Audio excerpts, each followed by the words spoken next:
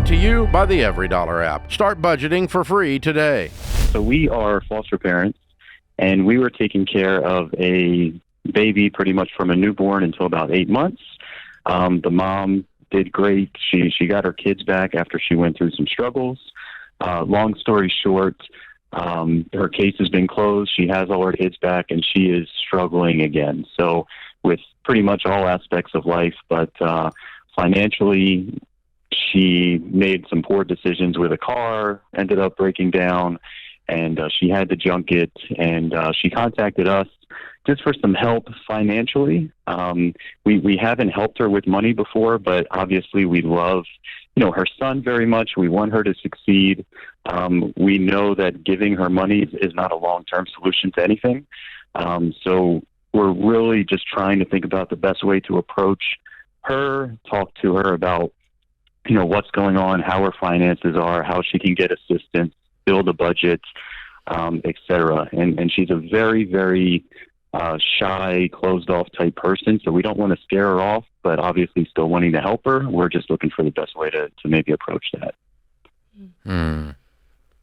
Well, I mean, all you can do that's reasonable is to coach her, and the only way you can coach her is to the extent she'll accept the coaching, right? Right.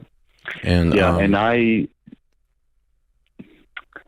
talked to her yesterday, and she, I asked her if she would be open to having a financial conversation.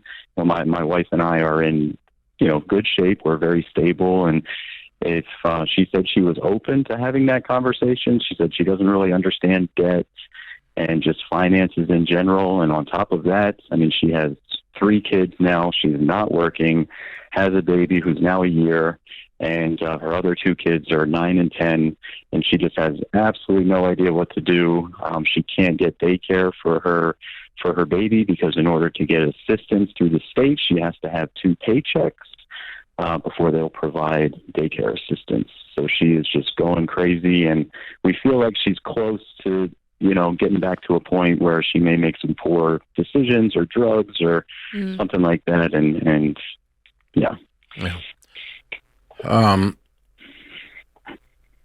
Well, obviously the financial situation is, again, the symptom of all the things that have gone on in her life. Okay.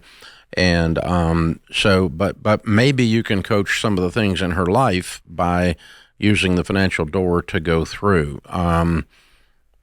Having dealt with this a bunch of times over the years, the warning I would give you is I would tell you to be very, very clear up front, because when you said financial conversation, you meant coaching.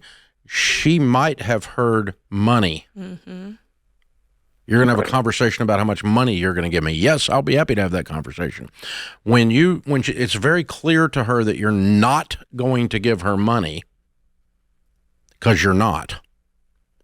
Because this is a messed up, toxic situation. If you start that, then she may cut you loose.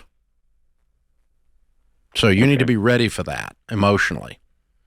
Okay. And so I think, what I would offer if I were in this situation with your wife present, I would just say, in person over a cup of coffee, look, we love the little boy, and that means that we would love to help you. And our help to you would be that as your older brother and older sister here that are successful in a lot of areas of life that you're not yet, we can show you a better path in a bunch of these areas, and help her get plugged into a good church. They can help her with the daycare get started. Let someone do that. But if she starts to see this baby as a ticket to get money out of you, this is going to get really ugly fast. Right. Yeah. And so she did move 2 hours away from us when the case was finally closed. I guess that was about a month ago. And we did at that time give her $200 to help moving expenses and get a truck to go down there.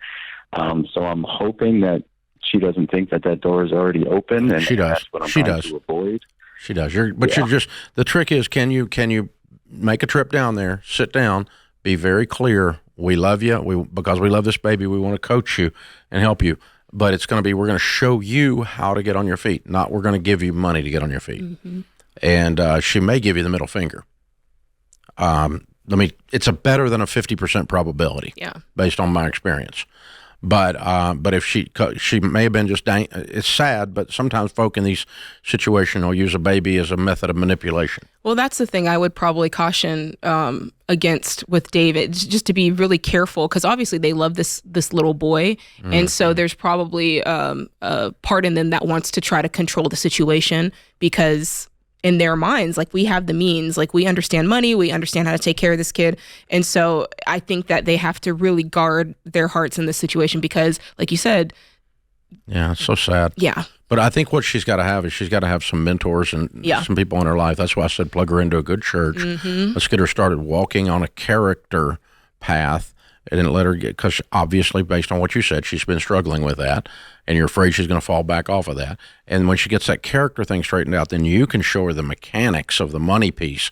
But she's going to have to go to work, and she's got to feed 3 kids, and we're going to have to figure out a way to cause her to be able to do that with some community support, and that community will help her if she's heading in the right way. And you can probably line that up. And I think you're a wonderful person for investing into this, but just be very careful that you're not being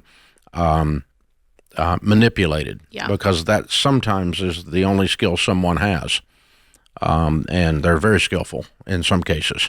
I'm not saying that's true about her 100%, but it's just something I would personally be careful with if I was walking into this. I'd want my eyes wide open. Create your free every dollar budget today, the simplest way to budget for your life.